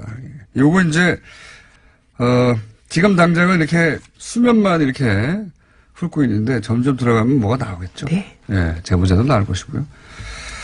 혹시 뉴스공장에 제보하시고 싶은 분들은 뉴스공장에 제보하셔야 되고 최민희 전 의원이 지금 디지털 소통위원회 위원장이십니다. 이 문제를 집중적으로 다루고 있으니까 최민희 전 의원에게 연락하셔야 됩니다. 연락처는 인터넷 쳐보면 나오겠죠? 아, 네. 물론 네이버의 반론도 저희가 실어드릴 수 있습니다. 반론기에 있으니 연락 주시기 바랍니다. 오늘 여기까지 할까요? 아, 네. 근데 이거 더 깊이 파야 돼요. 네. 한 단계 더 들어가면 또 그때 나오시는 걸로. 네. 제가 보기에는 이 파고 계신 속도로 볼 때 뭐가 더 나올 것 같네요. 네. 조용조용히 네네 하시고. 자, 오늘 여기까지 하겠습니다. 지금까지 최민희 전 의원이었습니다. 감사합니다. 고맙습니다. 불친절한 AS. 아파트 경비를 하는 60대 후반 아저씨입니다. 출근해서 라디오를 켜면 바로 듣는 애청자입니다. 택시 기사분들 그리고 버스 기사분들 그리고 또 생각해보니까 아파트 경비를 하시는 분들이 특히 라디오를 많이 들으실 것 같네요. 네. 주변에 안 들으시는 아파트 경비 일을 하시는 분들에게 혼내주십시오. 이 뉴스, 이 방송 아침에 안 들으면 세상 어떻게 돌아가는지 모른다고. 박수현 전 대변인 인터뷰했더니 박수현 전 대변인의 미담인데 왜 자꾸 파기하시나요? 눈물을 흘렸다고 하는데 이렇게까지 미담을 파기하시나요? 네. 저는 미담을 싫어합니다. 자, 댓글 부대, 매크로, 방금 방송한 내용 관련해서는 문자가 정말 많이 왔네요. 네이버의 이재용 삼성그룹의 부회장, 오늘 판결이 나오죠? 댓글 알바들 장난 아닙니다. 예. 뭐 삼성을 좋아하는 분들이 많을 수도 있죠. 예. 그런데 또 의심 가지 않을 수 없는 정황이 있기도 합니다. 네. 그리고 해외 인터넷 전화로 문자 확인 번호를 생성해서 받는 방법이 있다. 해외에서 주민번호 없이 받는 방법이 있다는 문자를 많이 보내셨네요. 예. 주민번호 생성 프로그램은 오래전부터 있었다. 그런 말씀도 하시고. 가상 전화번호를 생성해주는 해외 사이트도 있다. 예. 생성해주는 프로그램도 저도 압니다. 그거는.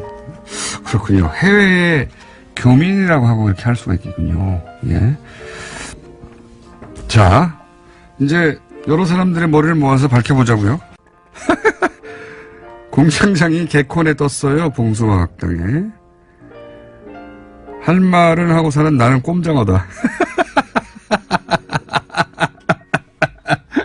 나는 꼼장어다의 박어준이라는 캐릭터가 등장했다고 합니다. 저 못 봤는데 한번 챙겨보도록 하겠습니다. 여기까지 하겠습니다.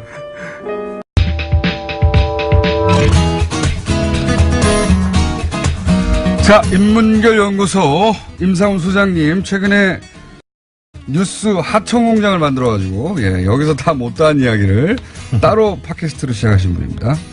뉴스 하청공장 좀 나옵니까? 조회수? 아, 그럼요. 오늘 아침 새벽에도 확인했는데 제가 팟빵하고 파티 두 군데 올리는데 한 군데에서는 시사 8위.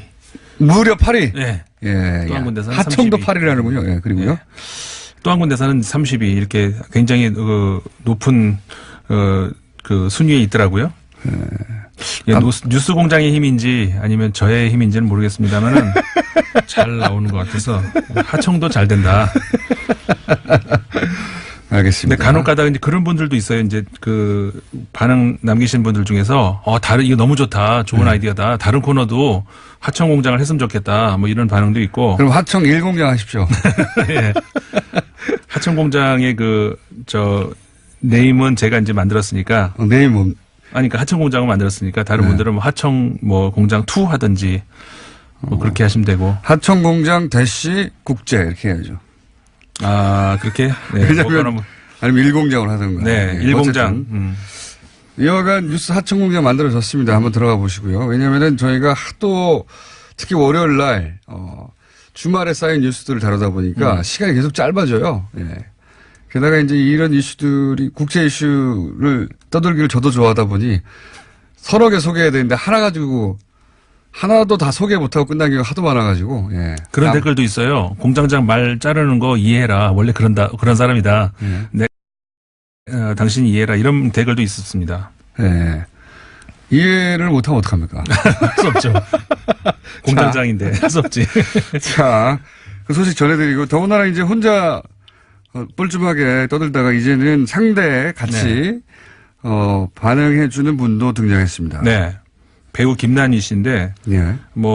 지난주에 한번 이제 같이 녹음을 했어요. 저하고 하는 것보다 훨씬 더 재밌을 것 같은데요. 아, 그럼요. 저도, 하니까. 예, 소장님 하는 것보다는 배우하고 하는 게 훨씬 좋습니다. 자. 서로 우리 안 맞는 걸로. 네. 그럼, 김난희 씨를 저한테 보내시고. 그거는 안 되는 걸로. 자, 이번 주 이슈를 확 정리해 주십시오. 네. 이번 한 주간 이 지구촌 이슈, 중국의 왜 정상들이 많이 갔습니다. 이 올해가 일본하고 중국하고 평화 우호 조약을 체결한 지 40주년 되는 해죠. 예. 그래서 이제 국교 정상화는 72년도에 했고, 그다음에 78년도에 양국이 이제 평화 우호 조약을 해서 올해가 40주년 되는 해이기 때문에 이제 사전에 정지 작업 차원에서 얼마 전에 지난주에죠. 그러니까는 일본의 외무상이 중국을 방문했고, 그래서 중국 왕이 외교부장도 만나고 또 리커창 총리도 만나고 시진핑 주석도 만나고 다 만났는데 그런 말을 했어요. 리커창 총리가 그랬죠. 양국에는 여전히 찬바람이 분다. 그러니까는 꽃샘추위가 가시지 않았다. 그러니까는 봄 쪽으로 가고는 있습니다만은 아직 현안이 남았다. 이제 그런 이야기인데. 물론 이제 한반도 관련 이야기도 했었고, 북한 문제에 대해서 이제 당연히 일본 측은 북한에 대한 압박, 봉쇄를 중국이 좀 많이 더 나서달라. 이제 항상 하던 그런 이야기고, 중국 입장에서는 또 역시 항상 하던 이야기죠. 양쪽이 동시에 중단하자. 북한이 핵 개발 중단하고 당신들네들도 군사훈련을 멈춰라. 항상 하던 주장을 그렇게 했었고. 쌍중단이라고 요새 이제 하던데. 쌍중단이라고 하죠. 네, 요즘은. 그래서 이제 그런 이야기들이 있었고, 물론 양국 간의 현안 이야기도 있었습니다. 다오이다오, 그 다음에 센카쿠 열도 그런 관련 이야기, 그 다음에 동중국해의 가스 개발. 센카쿠를 중국에서는 이렇게 부르죠. 다오이다오 이렇게 네. 부릅니다.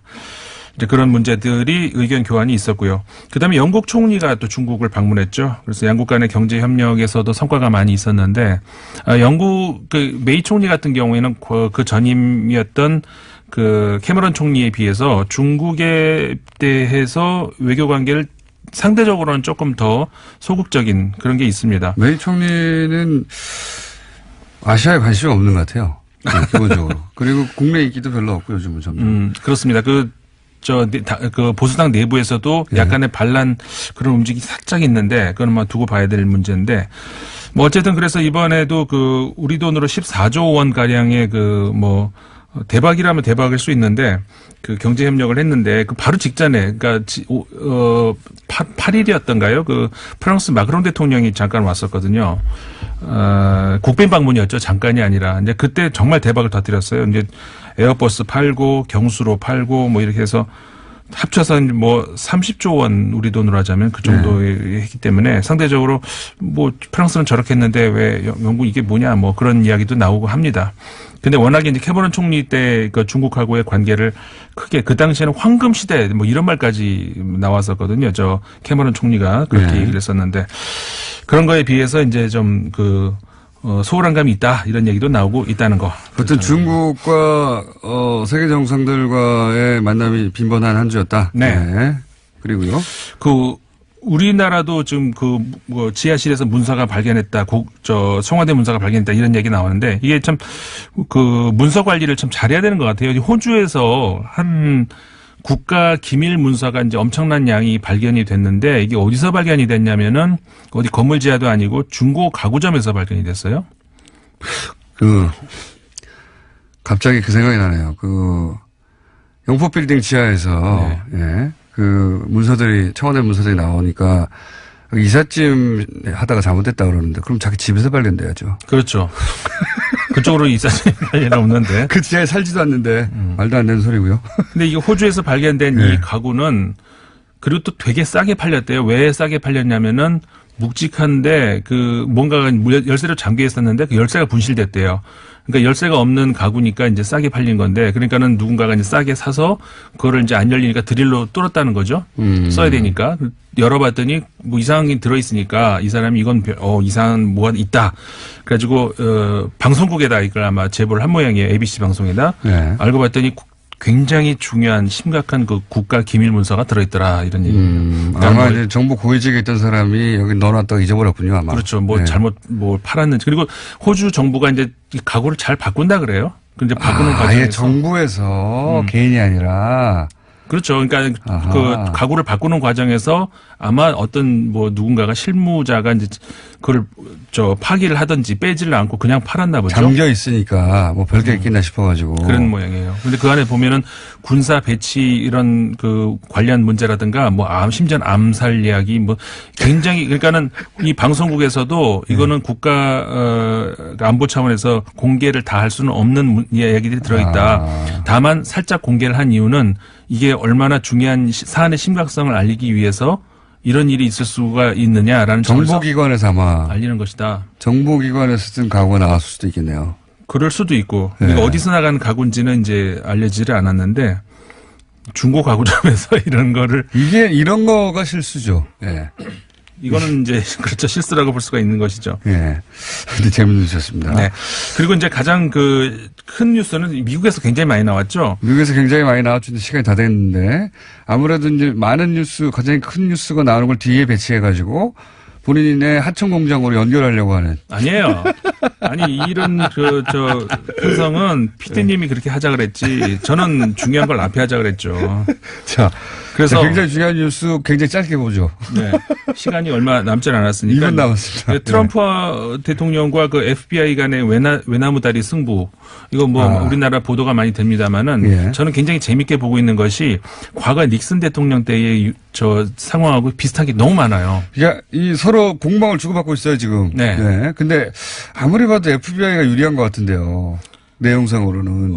근데 한쪽은 대통령이니까요 또. 그렇죠. 그리고 이제 이게 최근엔 누네스 메모라고 해가지고 누네스라는 의원이 적은 메모가 이제 공개가 됐는데 트럼프가 이걸 또 이렇게 봐라 FBI가 나를 이렇게 편파적으로 조사를 하고 있다 뭐 이런 내용인데 글쎄요, 좀 말씀하신 것처럼 이제 더 지나봐야 되겠지만은, FBI가 유리한 상황, 왜냐면은 그 FBI에서 가지고 있는 것이 너무 많아 보여요. 그러니까요. 트럼프에 대해서. 그리고 그 중에 트럼프 비서관이었던가요? 특보였던가 하여튼 트럼프 쪽에서 FBI를 협조하는 쪽으로 돌아선 사람이 있지 않습니까? 예. 이름 갑자기 생각 안 나네 또. 이렇게 급하게 다른 이름 생각 안 납니다. 이와간. 점점, 이게 우리나라에서도 마찬가지인데, 이명박 대통령의 측근이었다고 해서 자기가 다 뒤집어 쓰고 가지는 않거든요. 예. 그렇게 다 뒤집어 쓰고 가지 않으려고 하는 측근들이 트럼프의 등을 돌리는 상황, 앞으로, 지금도 이제 좀 있지만 앞으로 크게 전개되지 않겠나. 그리고 또 하나 이제 뭐 우리나라 가장 크게 보도됐던 것이 역시 빅터 차 교수의 그 주한 미국 대선 낙마 소식 아니겠습니까? 이제 이것과 관련이 돼가지고 미국의 코피 전략, 갑자기 코피라는 말이 갑자기 나오기 시작했는데 이게 도대체 무슨 소리냐. 이 관련해서 이야기를 해야 되겠는데 시간이 부족하니까. 코피 전략이라는 자체가 뭔지 짧게. 코피라는 그러니까 이런 전략이 원래 있지는 않았죠. 다만 과거에 이제 있었던 것은 예방 타격, 선제 타격 이런 것이 있었는데, 그러니까 전쟁이 일어나기 전에 먼저 이제 그 상대방이 정신을 못 차리게 때린다 이제 이런 건데 이제 언론에서 코피 전략이라는 말을 쓰기 시작을 한 거죠. 그러니까 근데 전면전은 아니고 코에서 피만 나올 정도로 때리는 그렇죠. 거죠. 한마디로 우리 하는 말로 선빵을 날리는 건데 약하게. 예. 근데 이제 코피 전략이라는 말로 우리가 진짜 조심할 임상훈 소장이었습니다. 안녕.